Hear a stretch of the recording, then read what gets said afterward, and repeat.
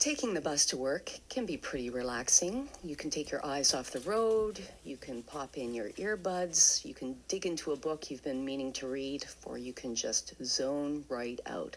Or you could make a dozen friends, and you could laugh the whole way there and back. That's what a group of perfect strangers did, taking the number 52 Kennebecasis Valley Comex bus into St. John for work. And they call themselves the B-52s. CBC producer Natalie Dobbin is here to tell us more. Good morning, Natalie. Good morning. How did you find out about the B-52s?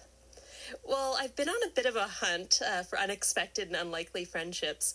I work with digital content creators on the East Coast through the CBC Creator Network, and that includes Sydney photographer Steve Wadden. And last month, Steve published a photo essay for CBC on friendships between international students and locals in Cape Breton.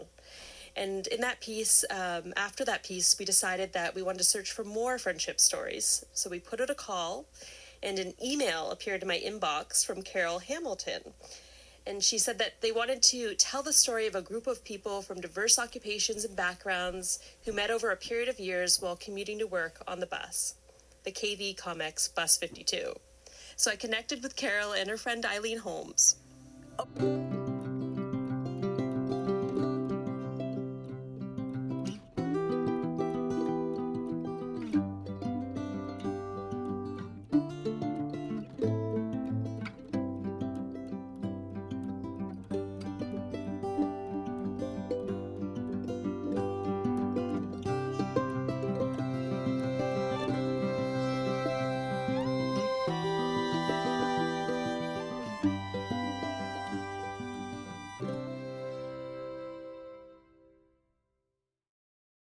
Between Crispamsis and St. John, and now, as some of them retire, they're finding a way to keep in touch. And we've reached two members of the B-52s, Carol Hamilton and Eileen Holmes are on the line. Hello, Carol and Eileen. Good afternoon. Good afternoon. So, when did you start taking the bus? How far back does this story go? Well, I guess in 2010, there was an incentive to get rid of your older vehicles, and there was a program called Retire Your Ride. We, my husband and I, had two vehicles at the time, and we had a 1992 Buick that we had inherited from my husband's father. So it was getting old. We got rid of it. One of the incentives to send it to the graveyard, the car graveyard, was that they would give me a pass for 1 year on St. John Transit to travel between Crispamsis and St. John. So I had 12 monthly passes. So that's how I got started. That's how you started, Eileen, then, back in 2010. Yes. Carol, when did you start taking the bus? Ironically enough, I started the same year. Okay. Yeah, and at that time there was a tax incentive that if you submitted your monthly passes with your income tax, you got a tax break. So you're both on the bus back in 2010. Mm-hmm. Do you remember who broke the ice? Who tapped on whose shoulder or started the conversation? Well, I remember my first ride. I get on bus 52, and there's a little petite lady sitting in the front seat, and she had a bag on the seat next to her. She pushes the bag over to let me sit with her. So I sat down. We know her to be Barb now, and she started talking about her children, and her daughter worked at Sobeys, and she had moved to Red Deer, and I'm going like, "Are you Natalie's mother?" And she says, "Yes, I am. Do you know Natalie?" And I said, "Well, yes, I used to see her at the grocery store." And so it's a small world, isn't it? It's as though we had known each other forever. And when I got home that night, I said to my husband, "I think I'm going to like this the bus ride in, because I met a really nice lady." So that's how it got started for me. And the group grew then over time, Carol. I mean, at its height, what was the size of this group? Oh, heavens. I think, what did it say, Eileen? We were up to about 14 at one point. We were about 14 at one time. Yeah. Like, this is a group, like, we hated to have to take our car in, you know. Sometimes some of us needed our vehicles for work, and we didn't like that, because we kind of enjoyed getting on the bus in the morning and seeing each other and telling stories, didn't we? Oh, absolutely. And more so even coming home. If you had a stressful day at work and you were trying to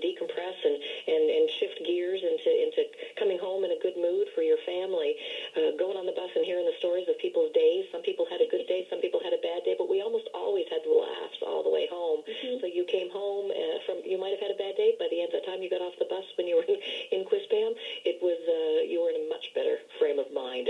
So you decompress from work by telling, I imagine, other stories, not just work-related stories, Oh, Carol. Is that- absolutely. yeah. Yes. What are some of the stories that you remember? There's some stories we cannot share, but there are good stories. There were nice things happening on the bus.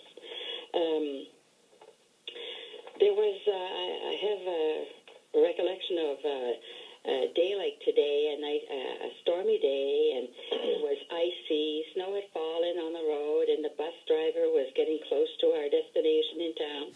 And when we got to Crown Street, there was a vehicle ahead of us that was stuck on the little hill. Do you remember that? Were you on the bus then? Yes. Yep. So the bus was behind this vehicle. The vehicle was spinning its tires on the ice and couldn't move.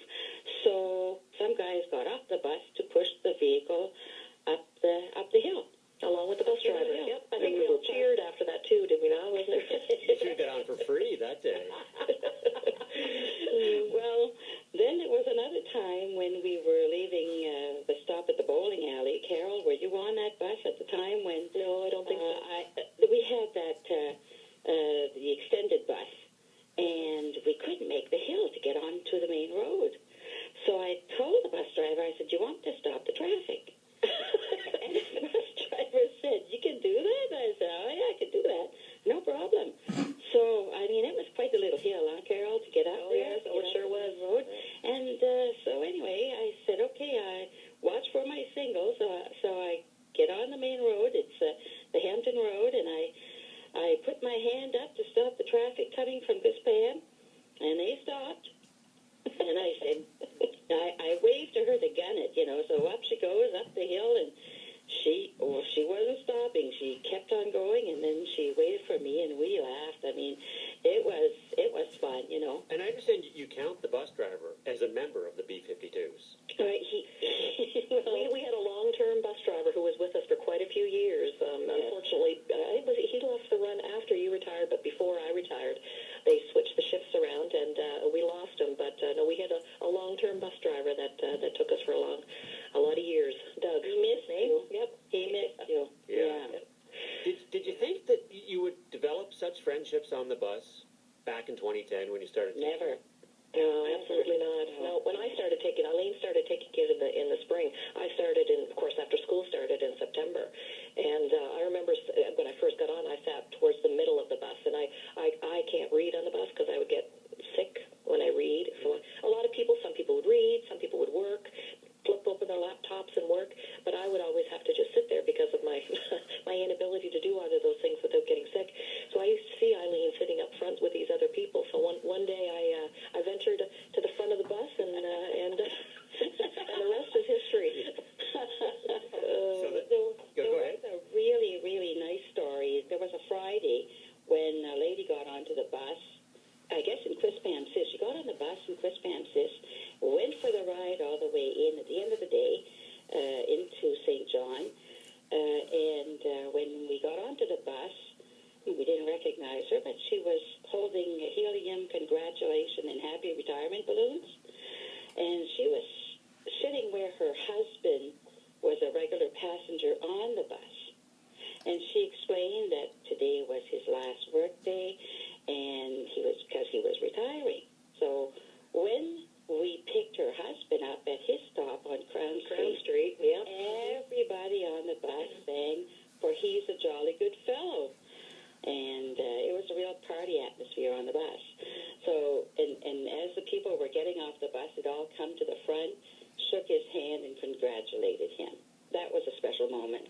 So a really close-knit group of people then on the bus, and friendships that expand over the years. But now you folks are in the process of retiring. I mean, you said there was 14 people part of the group at one I'm point. retired, but I still consider myself a B-52. Once a B-52, always a B-52, I guess. That's right. And I understand there's a trophy, though, that you get passed along as you retire. Yes. Tell us about that. Well, It started with Eileen. And Eileen, where did you get the bus? Where did it start from? Well, when I retired, everybody that knew me knew about the B-52s, and I'm sure some of your friends knew about the B-52s, Oh, right? absolutely. Yep. Oh, yeah. People used to feel And, sorry for me taking the bus. I'll put me drive so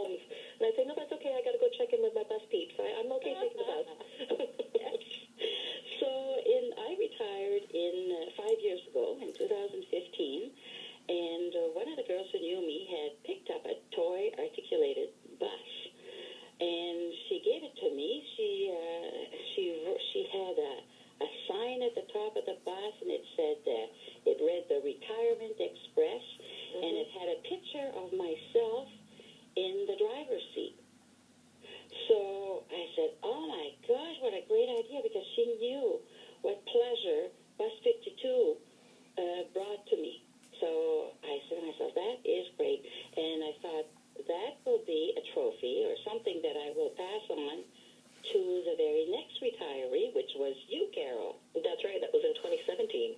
So I took a picture of Carol's face, put it in the driver's seat. I pushed mine to the side as a passenger, and then Valerie retired. So you offered the toy back to Val. I moved to the That's side, right. and Val's picture went on the front.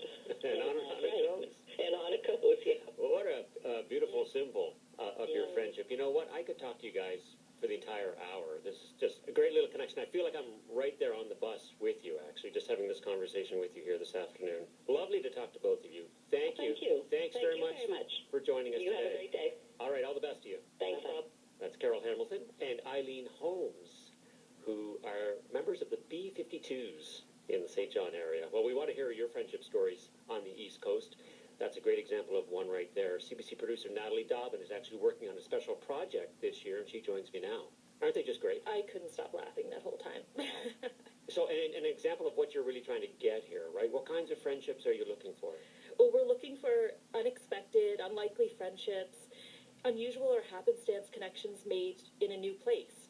So that could be a new neighborhood or city, somewhere you've moved, or maybe you've just made friends with somebody at a coffee shop that you've never been to before. And where did the idea come from? I work with the CBC Creator Network and work with digital content creators in the community. And Steve Wadden, a photographer in Sydney, had pitched a photo essay on connections between international students at Cape Breton University and Cape Breton locals. So we published that last month. And one of the friendships featured was actually between Fallon Roberts and Gurbinder Kaur. On paper, they might seem like unlikely friends. Fallon is 9 years old, Gurbinder is 22, but they clicked at a Tim Hortons. Now, Gurbinder works at Tim's with Fallon's mom, Jennifer. In Cape Breton, people don't usually say that they love you. They say, like, do you want anything from Tim's? That's what Jennifer tells me, like, all the time. Whenever she's coming or something like that, she's like, do you want anything from Tim's? That's the first question. I saw Gurbinder and she was upset because of something that happened, and I was trying to make her feel better and stuff. There was something personal happened that time. I met Fallon a few times before, but we were not that much connected. But that day I was crying, and then she came, and she literally hugged me for like 10 to 15 minutes, I believe, because I was crying, and she didn't leave me until I didn't stop crying. Wow, what a lovely connection there. So you're not just looking for friendships that span decades then? No, it could be somebody that you met a few months ago, somebody from a different generation than you. All different sorts of friendships we're looking for. So what do you plan to do with the stories once you get them? Well, like the photo essay that Steve did, we're hoping to capture some of these friendships and share photo essays throughout the year. We might share some of these stories on the radio, like this one today. If you have a story and you want to email me, it's natalie.dobbin@cbc.ca. Or you can also call into Maritime Noon, send an email to you, Bob. Great, we'll tell folks how to do that in just a minute. Thanks very much for coming in. Thank you. Good luck with the project. Thanks. That's the CBC's Natalie Dobbin. Well, now over to you. Do you have a story of an unlikely friendship born out of maybe traveling on a bus or going someplace new?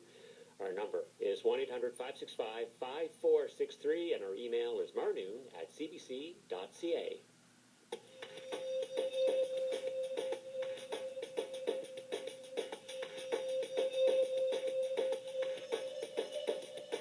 You're listening to Maritime Noon on CBC Radio 1, 91.3 FM from St. Andrews, New Brunswick.